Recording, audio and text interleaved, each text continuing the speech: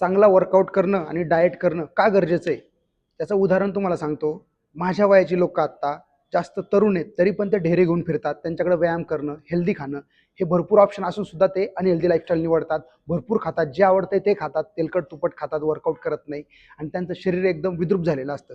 जर तुम्ही चांगला वर्कआउट आणि चांगला डाएट केला तर तुम्हाला डॉक्टरला नंतर लाखो रुपये खर्च करायची काहीच गरज नाही. तुम्ही हेल्दी राहणार आणि एकदम चांगले दिसणार आहेत. आता भरपूर लोकांनी ही लाईफ ॲक्सेप्ट केलेली आहे का जसं दिसतोय तसं खातोय ते चांगलं आहे आणि तसंच मी जगणार आहे.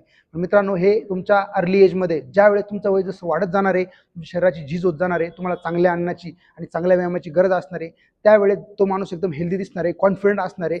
त्यावेळेस मात्र तुम्ही एकदम 100,000 घेऊन फिरणार आहेत आणि तुमचं आयुष्यसुद्धा कमी होणार आहे. त्यामुळे चांगला वर्कआउट करा आणि फिट राहा.